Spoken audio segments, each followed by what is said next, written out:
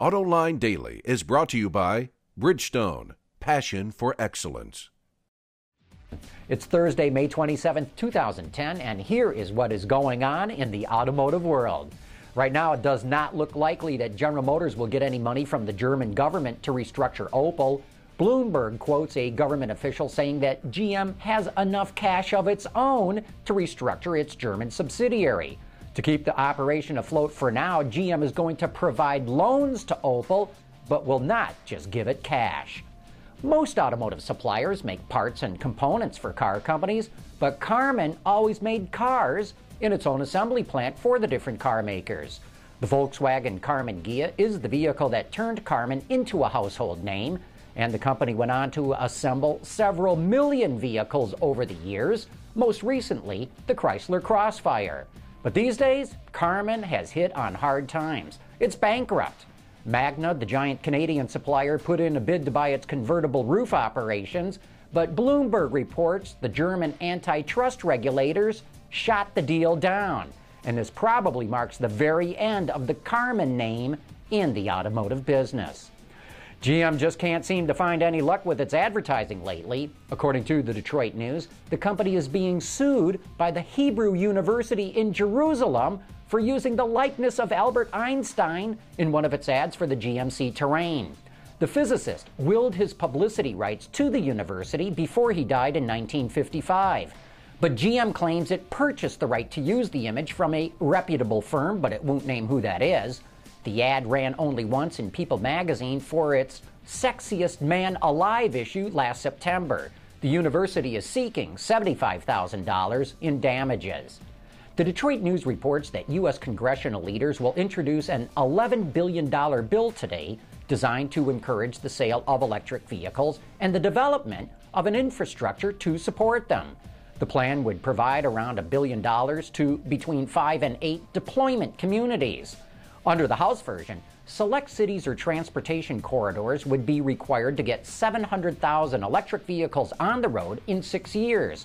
This legislation may sound like a bonanza for car makers, but they don't like it.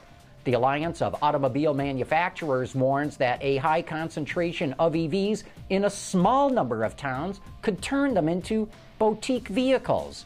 The proposal would require communities to provide a bounty of at least $2,000 to the first 100,000 local consumers that purchase EVs, and keep in mind that's above and beyond any state incentives and the $7,500 federal tax credit. The Chevy Volt isn't even out yet, and talk of the next generation model is already flying. Edmunds.com Inside Line reports that General Motors is looking at different options for the car's range extender.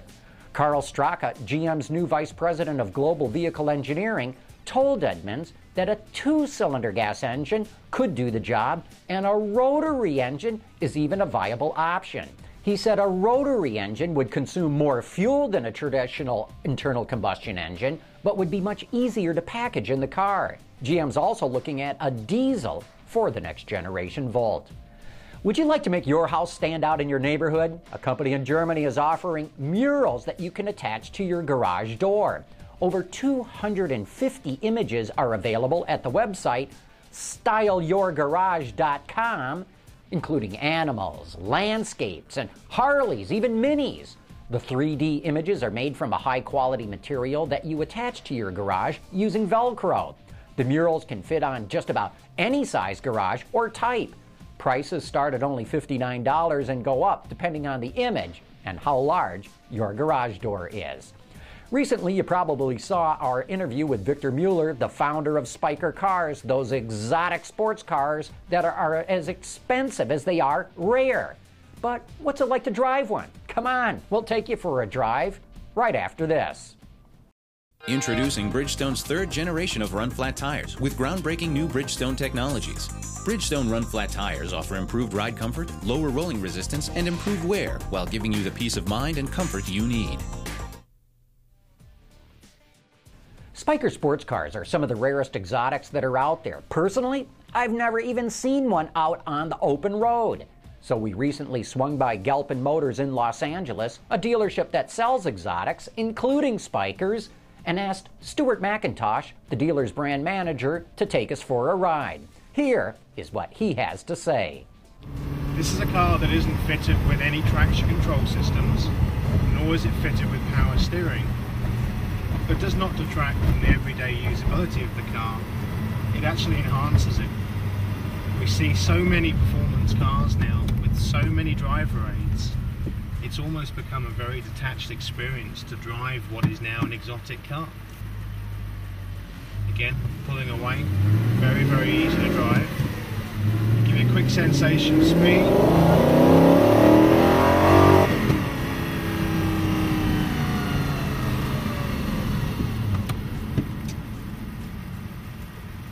Again, because this car carries no weight, that pickup is very, very easy, very effortless with the V8 engine that we have behind us.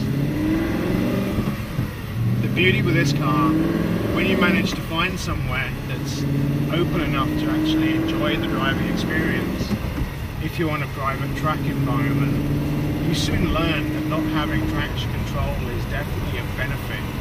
You don't ever have to wonder when the traction control is going to kick in, which direction is the car going to move in. There's an intuitive feel with this car, which tells you exactly how much oversteer or understeer is required when actually entering a corner under heavy speeds. By the way, that Spyker had less than 5 miles on the odometer when Stuart took us out in the car, and you can catch the entire video of our test drive with him on the John's Journal section of our website at autolinedetroit.tv. And then don't forget to tune in to Autoline After Hours tonight. Our guest is Sheila Ronis, an expert in military and defense matters. We'll be talking about the technological crossover between the military and the automotive industry. That's tonight at 7 p.m. Eastern. And that's it for today's installment of Autoline Daily. Thanks for tuning in. We'll see you back here tomorrow.